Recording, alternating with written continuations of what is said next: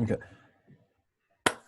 What's going on, family? My name is Shaun, and thank you so very much for tuning in to the most delicious podcast out there. This podcast is going to be so delicious. It's going to taste like fried dumplings, meat dumplings, served with kimchi and pickled radish. Just serve it up to you, ready to go. It's going to be good. Thank you once again for taking the time to join us. I am overjoyed that you are decided to just listen in to us and not go outside and get involved in any of that nonsense. Please stay safe. Please stay safe. All right, guys, my guest with me today is a gentleman that I had the pleasure of meeting a couple of years back, working with on his documentary, American Circumcision. And you can find it on Netflix. You can find it on Amazon, right? Yeah, so we're only on Netflix till the end of this year, but circumcisionmovie.com has all the links, so you can get it on Amazon, Vimeo, iTunes, all the different places. All right, cool. All right, anyway, you can find his movie, American Circumcision, and he is also an author, a blogger, and an all-around great guy. Ladies and gentlemen, give it up for Mr. Brendon Marotta. Brendon Marotta. Marotta. Oh, man. Sorry. I should have asked before we did this. It's all good. How you doing today, man? How are things in Austin right now, given the circumstances? I live a little bit outside of town, so for me, it's pretty quiet. And from friends of mine who've driven through the downtown, there's a lot going on, and you kind of have to go around that if you just want to drive your car somewhere. I would say, is 35 still under construction at this point? Is it ever not? Like, I don't know if there's a point at which it stops being under construction. Yeah, it's weird. I remember reading a blogger who was there in Egypt during the Arab Spring, and he said he was watching the riots there from a cafe on television, but the riots were taking place 2 blocks away. So like he was totally calm where he was and like nothing was happening. But if you were to go 2 blocks, you would see absolute craziness. So I think there's something similar here where, where I live outside of town, it's real quiet and I wouldn't know anything's going on unless I was on Twitter or looking online or anything like that. But I know if I went, a couple minutes into town, there'd be a lot going on. Yeah, part of me is actually kind of glad that I'm not home right now to witness any of that, because I was supposed to be home right now. Like, my contract at my job ended 2 months ago, and I was supposed to be at least home just visiting for a bit, but now I'm just like, I'm kind of glad I'm not. Yeah, I could see that. Well, then again, my parents are super far from that stuff, but it's whatever, man. I'm just like I said, I'm just glad nobody in my family's hurt. As long as nobody in my family is involved in any of that, I'll just let the people just fight. Oh, crap. So it was like a guy outside doing stuff. All right, so tell me, let's talk about American Circumcision right quick. I saw in an interview you did with Hotep Jesus, you said that you were just meditating on looking into spiritualness, on just what to do with yourself. Like, how did can you break down how it all happened and how you came up with wanting to do a topic on circumcision? Yeah, so it's kind of weird because the first question everyone always asks me is like, how did you become interested in the subject? Which I get it, it's a fair question. But to me, knowing what I know now, it's kind of odd because, if you were to have this happen as an adult, like, how long would you think about it? Like, if someone held you down and cut off a part of your genitals or a part of your penis, like, at what point would you be like, it's not a big deal, I'm over it, it seems normal? Like, at what point would you just like move on, quote unquote? Or if that happened to you as an adult, wouldn't it become something that you think about and want to speak out against? So there's this sort of weird thing where, because it happens in childhood and it is then normalized by culture, people feel like it isn't as big a deal as it is. And so I feel like what happened for me was a breaking of a cultural trance. And I think a lot of people are experiencing various trances being broken in culture right now, right? There's a lot of things happening where uh, the ability to just go along with what the mainstream narrative is, it's so absurd that you can't, right? Like there's sort of a cognitive distance happening to people where it's like, wait a minute, you told me one thing a week ago and now you're telling me a different thing today, and it doesn't make sense. And then there's this contradicts this. And so there's sort of like a collective meltdown happening, which, several months of lockdown have not helped. But I went through something similar on a much more personal level, where I was doing a lot of personal work and going into things and in my life and patterns that were established in childhood and trying to heal them, and looking at beliefs that I had that no longer served me. And part of that was meditating a lot. Like you mentioned, it was doing things like personal work, like changing my diet, like self-development, things that I suspect a lot of people in your audience are interested in. But as a part of that, one of the things I was reading about childhood trauma and how events early in your life affect you later on. And every time circumcision would come up in that, I would just think like, well, there's nothing I can do about that now, right? Like I could change my diet, I could change my beliefs, I could change the way that I interact in my relationships. But that was something I couldn't change, or so I thought. And so I just sort of thought, well, I'll just push that out of my mind and out of my consciousness and not worry about it, because there's nothing I can do. But like you mentioned, I was meditating, and during meditation, I had this feeling in the body that was like all my energy drained down to my belt. There's this very cold sensation, and I just had the word circumcision in my mind. And so I thought, okay, some part of my consciousness wants me to look at this. And so I went home and started researching. And one of the first things I found was that they hadn't used anesthesia when they'd done this procedure in the past, and actually still often don't. So if you can imagine someone doing that to a newborn infant without anesthesia of any kind, no pain relief, the full experience felt. And I knew from reading about infant, early life trauma, that even when infants aren't held, there's sometimes trauma that happens, or if they're not connected to their mother. So I thought like, well, this must be a much bigger trauma.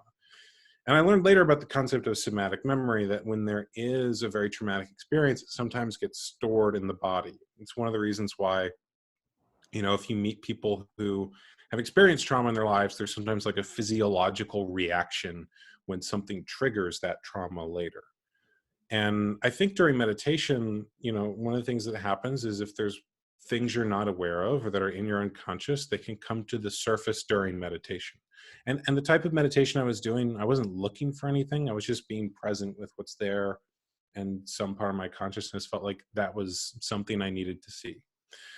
So I started researching, and then that research led to the film, because I spent a month having what one of my interview subjects is called an obsessive epiphany. And you've probably had an obsessive epiphany on other issues. It's when you research everything that you can, you read every book, you read every article online, you find yourself scrolling Wikipedia at 2 a.m. It's some of the times when people use the term like getting red pilled on something, they're talking about a similar experience of like just obsessively researching a topic. And so I was reading everything I could on this, and then that research eventually became the film, because I just felt like the information I was learning was important and something that other people needed to see. And I already had a background as a filmmaker. I was doing editing work on low budget horror films and independent documentaries and things like that, basically wherever I could get work at the time. But this was something that I just felt in my heart I needed to work on. So that was the genesis of the film. The path that you were telling me that you would take, I always thought in my mind when you said that you meditate, that you went to a room full of Buddhist monks and just went like, stuff like that. I mean, the meditation that I do, it's actually much simpler. So I do Zen meditation. Ooh. And it's not a room full of monks. It's, like every major city probably has a Zen center. So Zazen literally means just sitting. So it's much less cool than it sounds. You sit, and Zen meditation is eyes open, because the idea is that the outside world is not different than the inside world.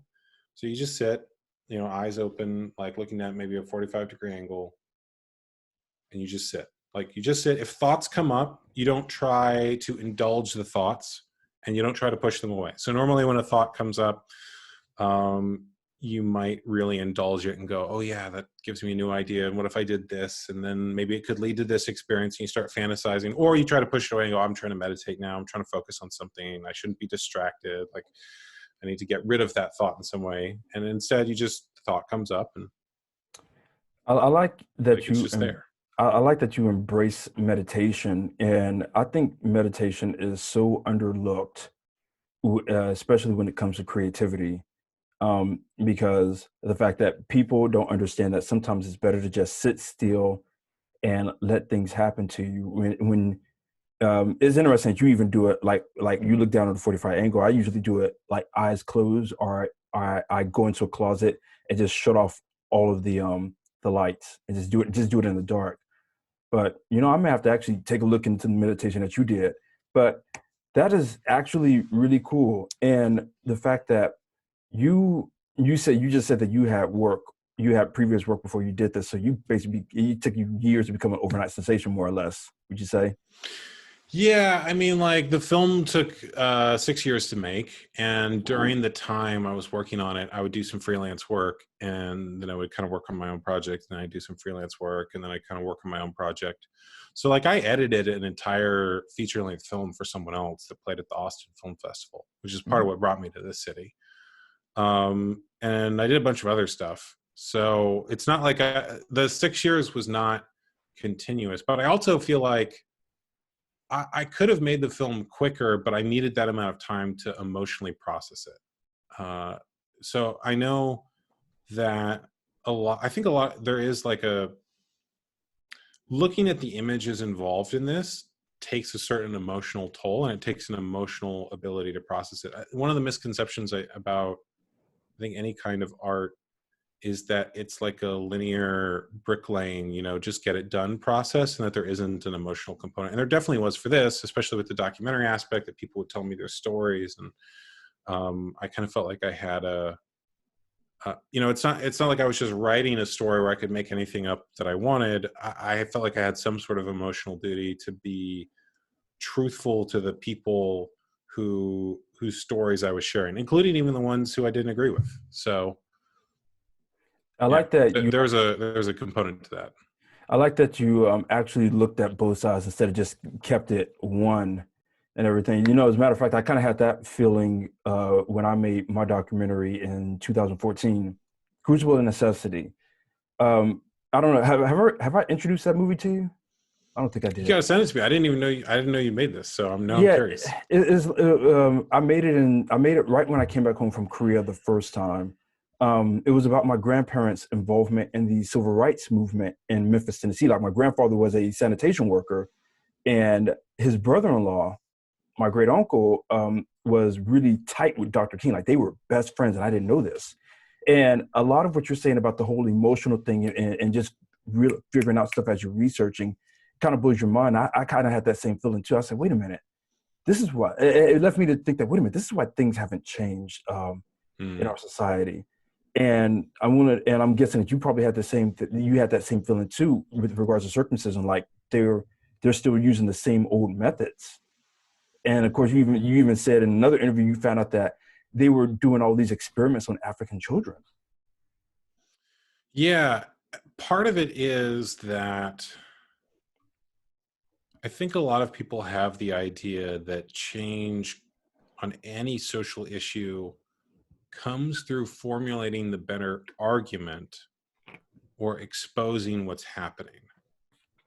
And the next project that I have is actually a book looking at how social change happens. So I had a lot of people after I made the film message me and say, I want to make a difference on this issue. What should I do? And I wanted something I could give to them as a follow-up. And so the book is specifically looking at change on the intactivist issue and what's needed there.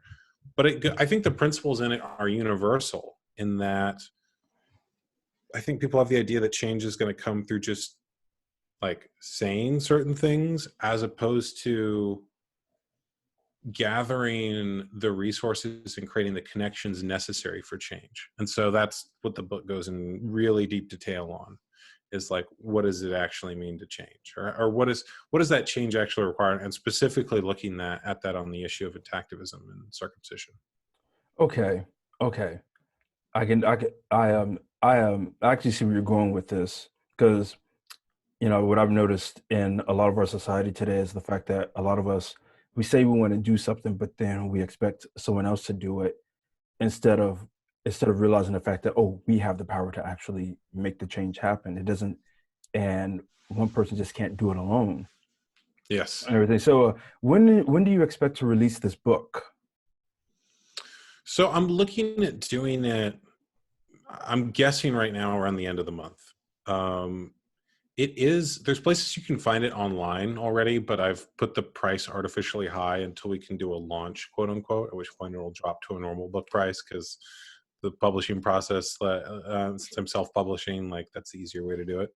Mm. But I'm going to put it out and promote it at the same time that I launch a platform for activists that's going along with it. So one of the challenges in the intactivist movement is that when people want to start taking action on this issue, there's not really one point that you can send them to.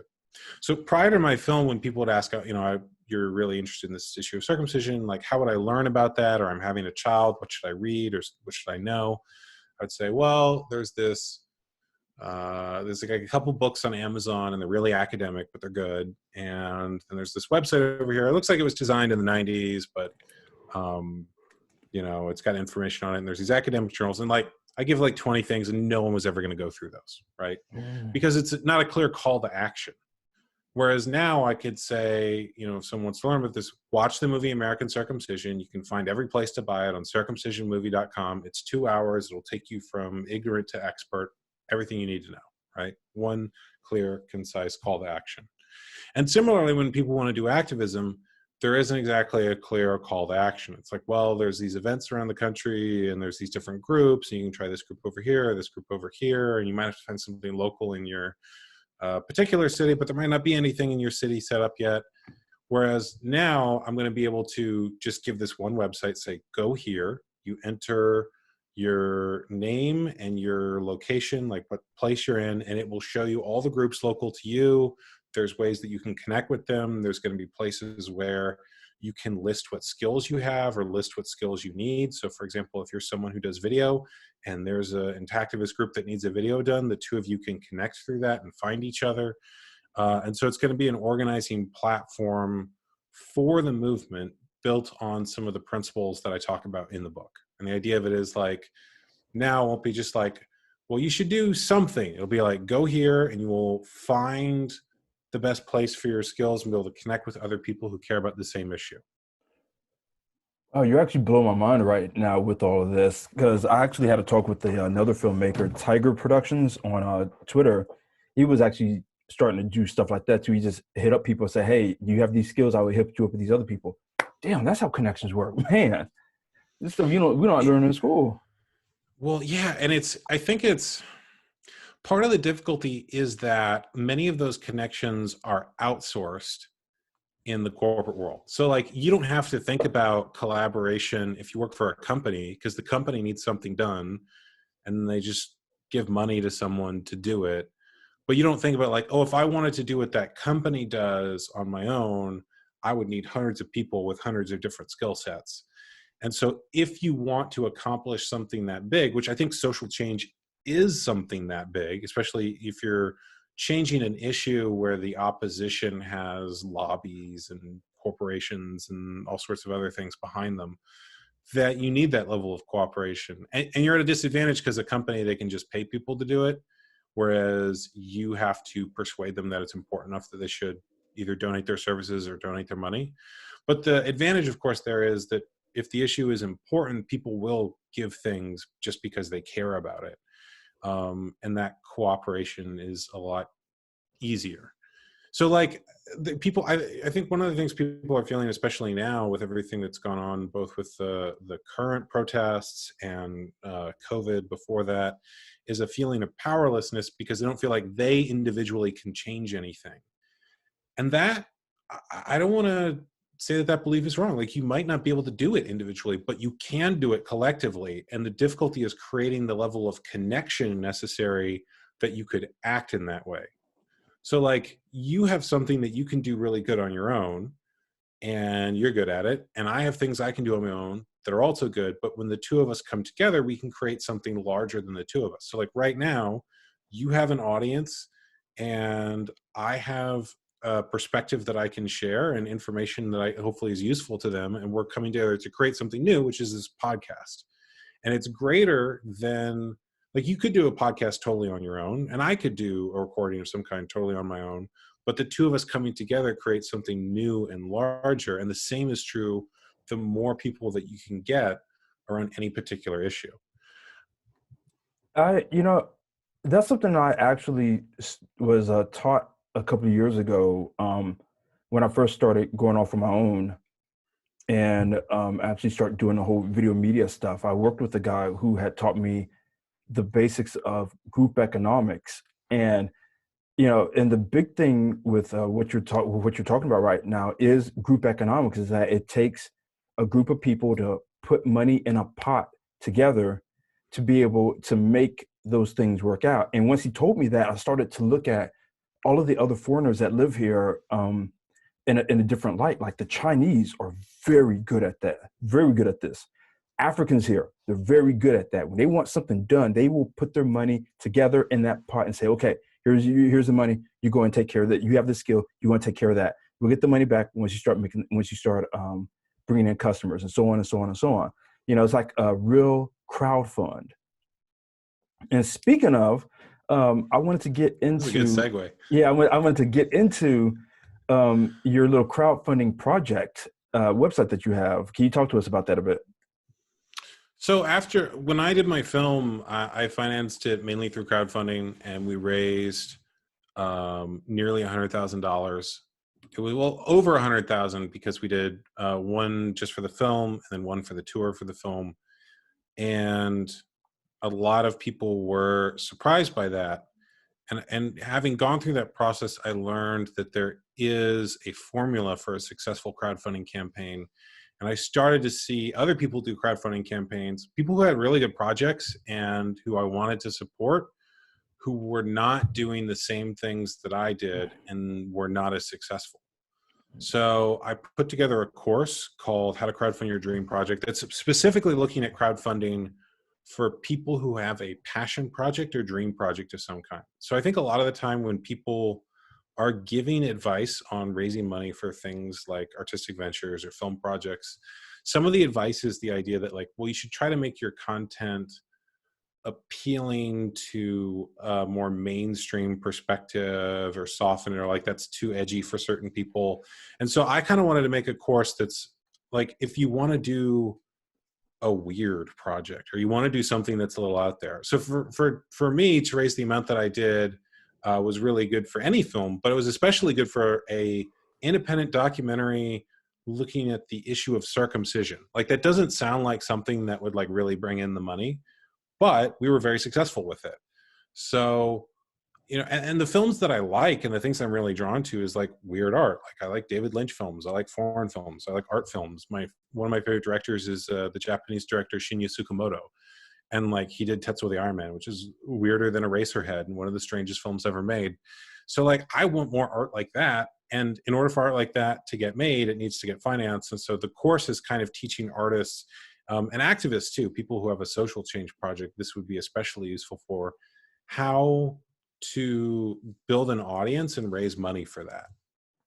And I think with everything that's going on right now, since there are so many people that want to be movie directors or activists of sorts, they can actually use your site. I mean, I think now would be the best time for anybody to go up there and say, hey, yo, man, we need to put this stuff out there. We need to talk about what Black Lives Matter is. We need to talk about all this, that, and the other.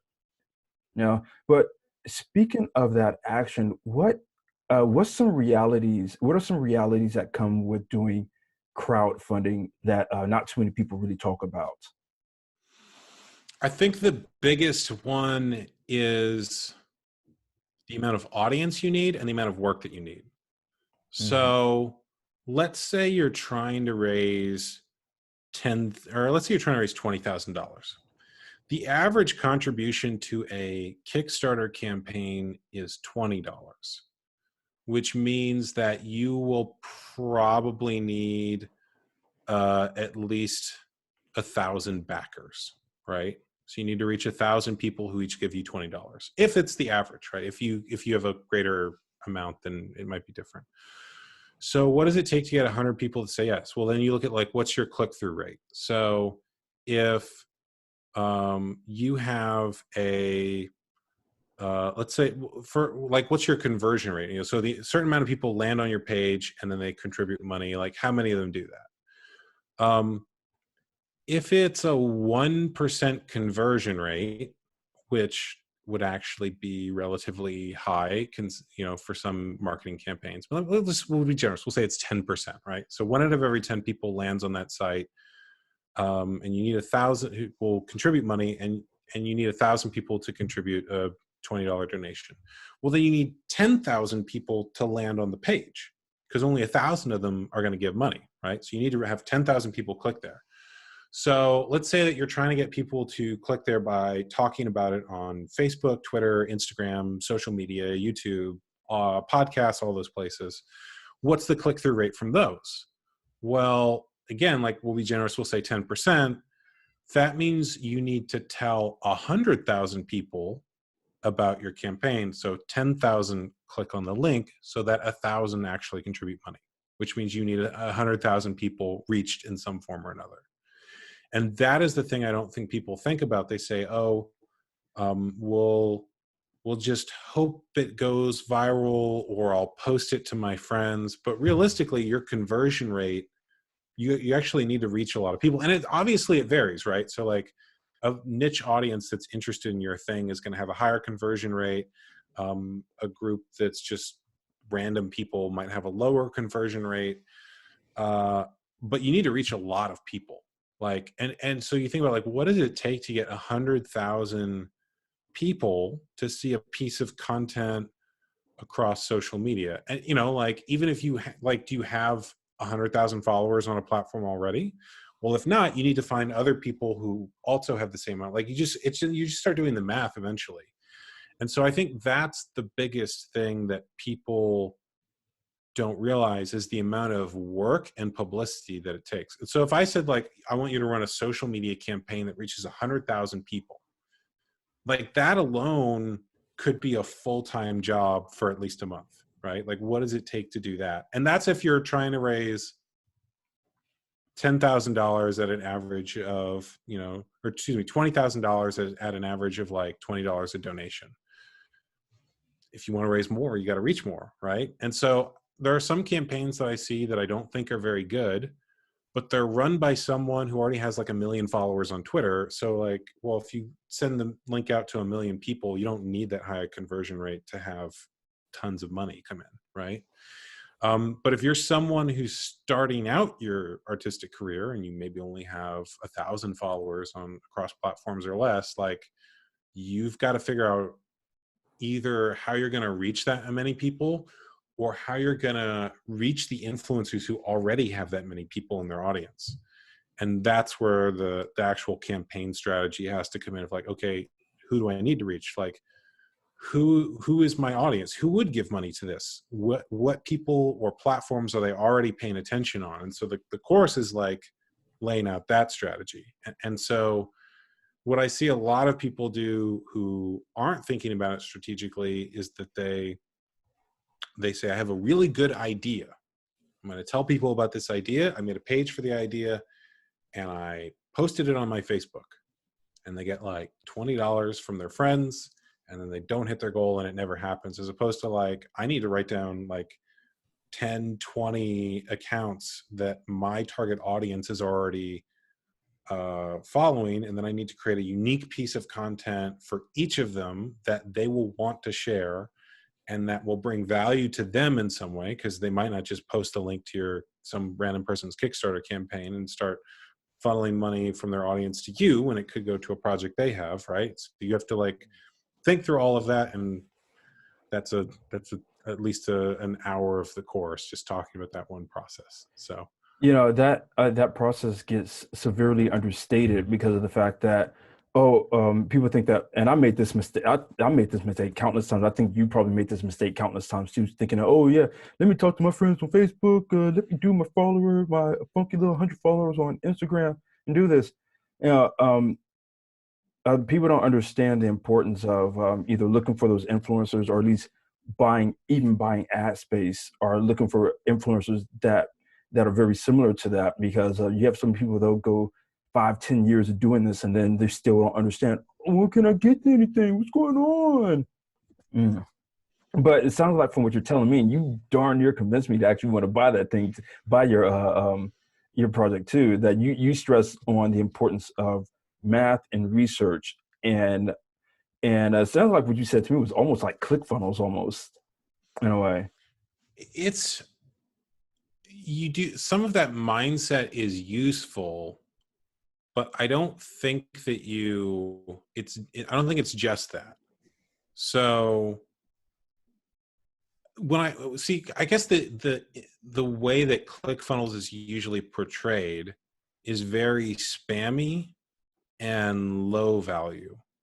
And the process that I'm talking about involves having really deep empathy for the person who is interested in your project and understanding them in some ways better than they understand themselves. So it's like a human thing. So you're trying to have people reach out via just being humans with one another, not being robotic, in a sense. Yeah, I mean, like, if you send a message to 100,000 people and that message is buy my stuff, you're probably going to have a really low conversion rate.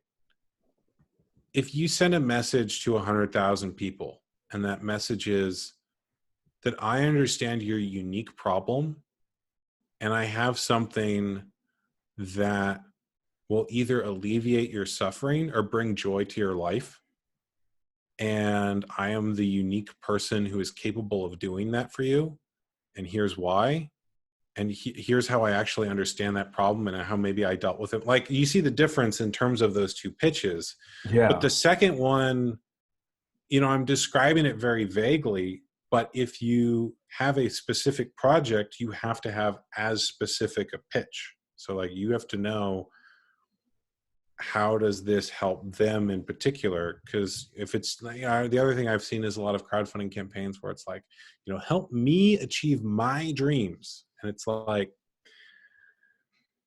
I mean, if I don't know you personally and I'm not invested, maybe I'm invested in your journey, but like, the 100,000th person who sees this probably doesn't know you and isn't invested. So it has to be about, here's how I can help you with your particular dream, whatever it is, or even like the pitch is going to be slightly different depending on the project, but it's still the same thing. Is you have to understand their perspective and offer something to them. Okay, that was just like a service, just like anything else, man. Yeah. It's like, how do you think, what you just told me, with everything you told me, with all the books you've read, it sounds like you really you found a lot in connecting with the human spirit with everything that you do. And when I saw American Circumcision, I actually, you didn't know this, but I actually had to walk out of the theater like twice because two scenes were just super uncomfortable. But looking back now, I'm just like, if you could make me feel that way, but still have me go back in and want to watch it some more and figure out what the rest is going on, then you got a good formula right there. And, thank you. Oh man, I just still think about that, about that one scene with the little baby, kind of towards the end. I'm not going to spoil it for anybody who hasn't seen it, but that I said, oh, I know what's coming. I gotta go. Yeah. But that actually worked out. That still worked out very well. But working on this with you was a lot of fun. And even before I met up with you, I had no idea that you did the whole film school thing, that you worked on this for 6 years. Um, what were some of the good and the bad that you got from film school, that has helped you out throughout your career? Um, This is for anybody Even the that's things considering film that school. you might describe as bad, there's a positive light on. So one of the things I did learn was how a quote unquote real film set works.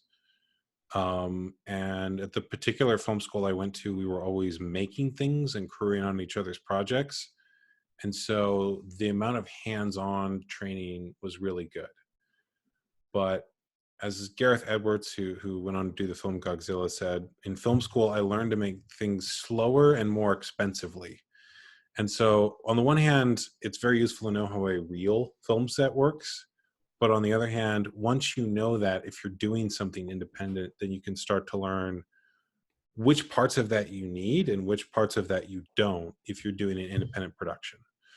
So documentary filmmaking is very different. And there were a lot of pieces there that I was able to do much simpler, but I knew where I could make it simpler because I'd seen the longer process. The other thing I think that was really good was meeting lots of other people who did film and getting to know them and connecting with them and learning collaboration. So prior to film school, I think I had the idea that I was really good at this and I could do it all on my own. And after film school, I was like, oh, everyone else is really good at this too. And like, everything's easier when we work on it together. So it's similar to what we've talked about here about collaboration. Which, again, like, there's that joke about how college freshmen think they know everything, right? And I think God, I had a little bit yes. of that arrogance. I probably still have arrogance in some areas, but that is something that I got new information on and changed my perspective on. So, I kind of had that. I kind of had that mindset even years after graduating university, where I thought, "Oh yeah, I'm the greatest. I can do whatever, and everything." But yeah, I know that arrogance all too well. Did you ever have like whatever what humbled you? What were the moment? What was the moment or moments that humbled you and made you realize, "Oh crap, I don't know everything." Any I specifics? mean, I think the process itself is humbling Mm. because filmmaking and activism also forces you to confront problems that you can't solve on your own and you might not already have an answer to. Ooh. So I had a thought about this and then I lost it. I will say, yeah, I remember what it was. It's that I think there is a reason that people who go into film or the arts, or especially people who become directors, have a stereotype for being arrogant. And that's because in order to be a filmmaker, you have to believe that your vision and your imagination and your ideas are so good that people should spend hundreds of thousands of dollars and millions of hours of time bringing them to life. And that they should maybe even sacrifice years of their life bringing your vision to life. And there's two reasons one might believe that. One is that you really just genuinely are that brilliant. And you're one of those rare brilliant people who has no self-doubt, who isn't constantly thinking like, God, am I actually any good at this? Like, do I deserve this? Or you just have to have irrational arrogance bordering on narcissism that makes it so you just never question that, oh, of course my ideas are that great, right? And so you have two types of people. You've got people who are that arrogant and you've got people who are that good. And sometimes they're both, they're arrogant and good, and sometimes they're just arrogant. And sometimes there's a rare person who gets through who's good and still has that crippling self-doubt. And like, it's all across the board. But I think that that's the reason there's that stereotype, because if you have any amount of self-doubt, then that arrogance is sort of the part that pushes through and says, no, like, I do deserve this and I should do this and it should happen. And it's a lot more common for people to be arrogant than geniuses. Yeah, And I even if noticed you that. are that smart, like a little bit of arrogance might help. I noticed that with George Lucas when he did episodes 1 through 3. You know, I kind of saw that in him. Like when he did 4, 5, and 6, you can tell that he had a really good support group to really work with them. But then as time went on, he did episodes 1, 2, and 3. Nobody told him, no, we're not going to. Nobody said, hey, yo, man, you should probably change this. And I think that after he did the sequel trilogy, and he did Red Tail, you can see that he kind of humbled. He kind of got humbled, and then you can see how humbled he was when he did that movie, because that felt more like episode 7 than the actual episode 7, in my Mm. personal opinion. It was And also a passion project for him. It was like after making Star Wars, one of the things he told people is he had a lot of other projects and films he wanted to make, and then he just kind of made Star Wars after making Star Wars. So I think there was probably some freedom in making something that was just like a thing he really wanted to make, and there was nothing writing on, because of the prequels there's huge expectations for. And I noticed that with, on a much smaller scale, where like I made one successful thing, and in order to make something else I kind of have to drop like expectations of like, oh, it will be at least as good as that, or it needs to, like I'm okay how, with how can making, one really drop their expectations enough to the point where they don't to where they can like slap themselves silly and go, hey, yo, wait a minute, this isn't going to work. How can one do that? what do you mean by like slap yourself silly and say it isn't going to work? Like, what does Okay, that mean? so I was thinking about a joke that Patrice O'Neill had said a couple of years ago. He had said this to Seth MacFarlane. He said that you are getting too. He said you are drinking too much of your own Kool-Aid with all these shows that you creating. This is why Hanna and Barbera worked out so well, because if anytime Barbera wanted to do something, Hanna would just come and just slap him and say, "No, we won't put you in check because this is stupid." Like how can you do that within yourself as a solo filmmaker? So what you're talking about is self-awareness Mm. and the ability to see yourself objectively. And I don't know if I can answer that, because in order for me, like, even if I was seeing myself objectively, I don't have the ability to know for certain that I'm seeing myself objectively. You know what I mean? Like, Yeah, I I could feel you. think I'm seeing myself objectively, but I'm not. And so I think the place that you get humbled or that you get that feedback is in two places. It's the audience and the screenings that you do, and it's the people around you. So there's a saying with audiences and test screenings that the audience is always right about the problem and they're generally wrong about the solution. So when I did an early test screening for my film, and if everyone in your audience says the same thing, then you just have to accept they're right, and like that's what they're receiving, right? And if everyone in your audience says the same thing, and this is another thing I talk a little bit about in the course, it doesn't necessarily mean you need to change what you're saying, but it does mean you need to change how you're communicating. So, for example, in my film, there's someone who shows up who's pro-circumcision, and one of the pieces of feedback I got from my audience is that it wasn't initially clear what his perspective was or what side he was on. And one of the people who I screened it for early on had a very intactivist perspective, and so their suggestion was that I should just like put a sign on the screen that says like he's wrong, right? Oh But my gosh. that's not the style of film that I'm doing. Like, I'm not going to do that to one of my interview subjects, and that's not the tone. But he is correct that like the introduction of that character wasn't clear enough. So I made the introduction of that character clearer, and I did it in the style of my film and in the way that made sense for that. And you can also tell if you do a lot of, which I did multiple test screenings, you can start to see where you're improving. So the first test screening I did, people said it's good, but the pacing all the way through is way, way, way, way too fast. And I did another test screening, and the feedback I got was it's good, but the pacing of the opening scenes is a little fast. I thought, okay, that means I fixed the pacing of the last part of the film, and I didn't fix it all the way in the first part. So I need to work on that, right? But I could see between those two, like I'd figured out one note, and the first part needed a little work still, right? So I think that that's and it's also, by the way, like if you were doing a film where you wanted the pacing to feel fast and you got that feedback, like maybe leave it fast paced. You know what I mean?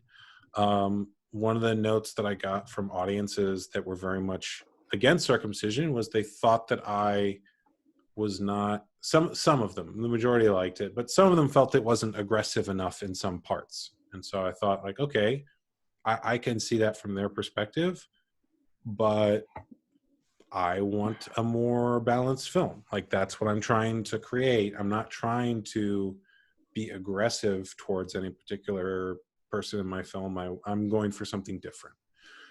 So I think also when you talk about trying to get self-awareness and an objective perspective on yourself, part of the difficulty is that I don't know that anyone else is objective about other people.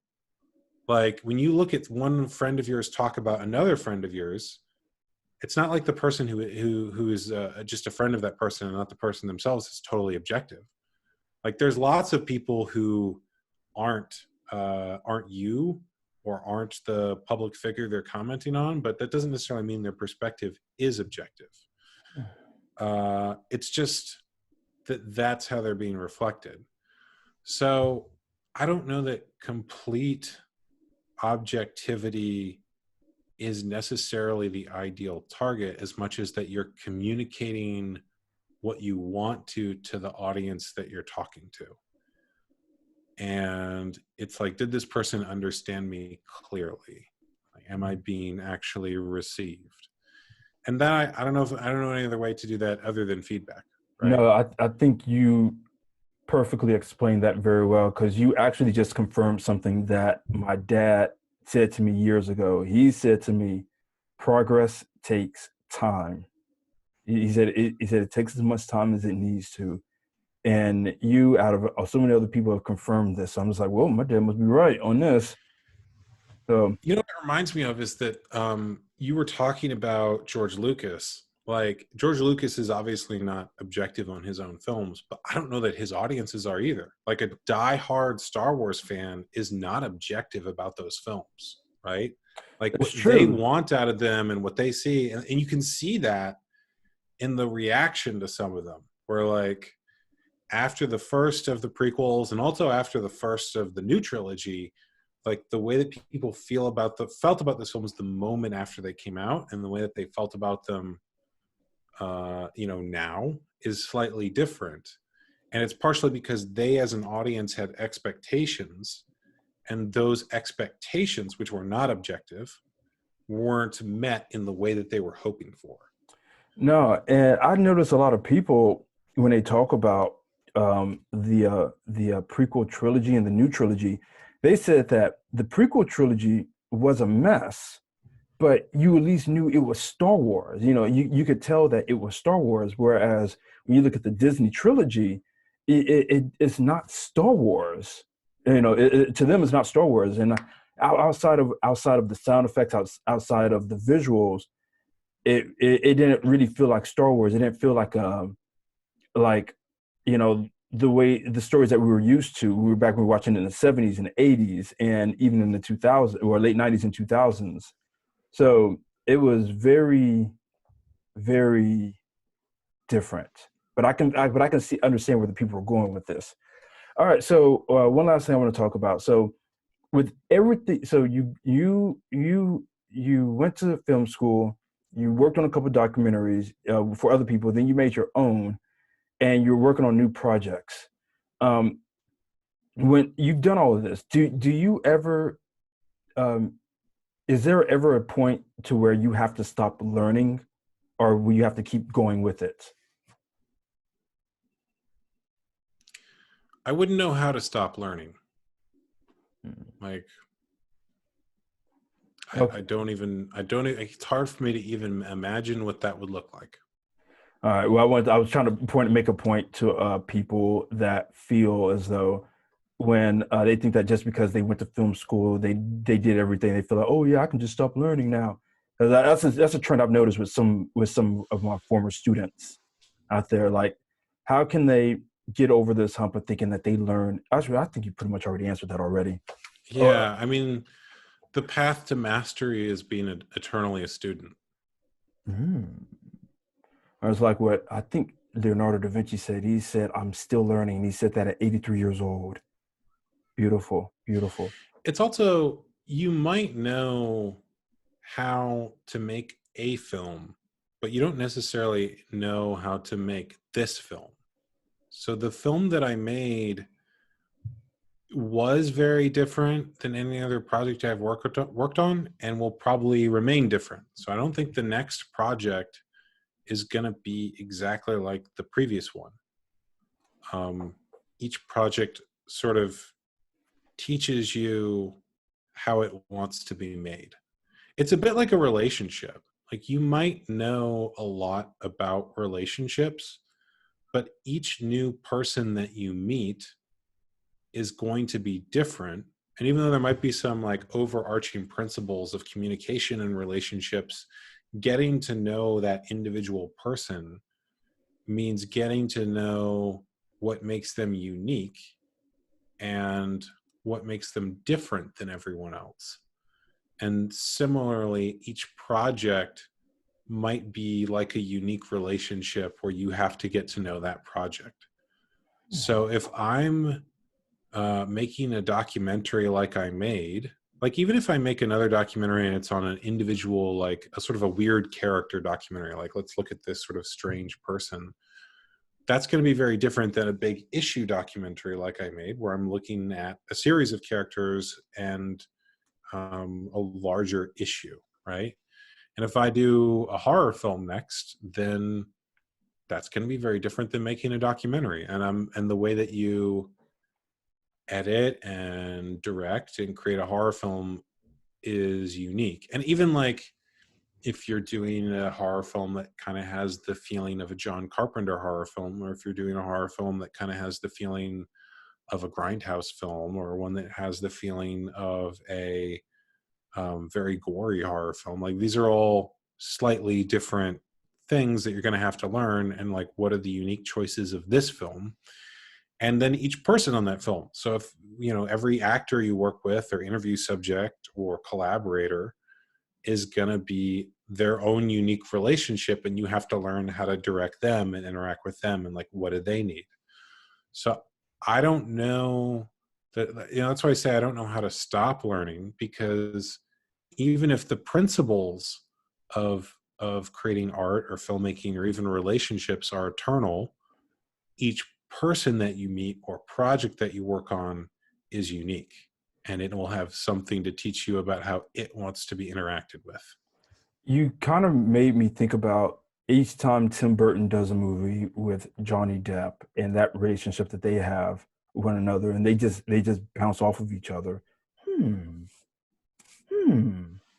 Damn, you actually got me wanting to look back at some of my old stuff and actually rework it a bit here. In fact, after this, I'm actually going to go work on a commercial, and I like that you pointed Sweet. it out that there's a difference in filming and a difference in editing, and I noticed that with you, whether I'm doing my travel vlogs or working on a product video. Right, that's things I never really thought about. I'm blowing my mind here. All right. Glad to hear. Well, Brandon, thank you so very much for taking the time to talk to me about this today. Family, go check out his movie, American Circumcision. You can find it on Netflix. Check it out before the year ends on Netflix. I know a lot of you guys have it right now. I mean, right now, this is more or less the time to Netflix and chill. Go check it out.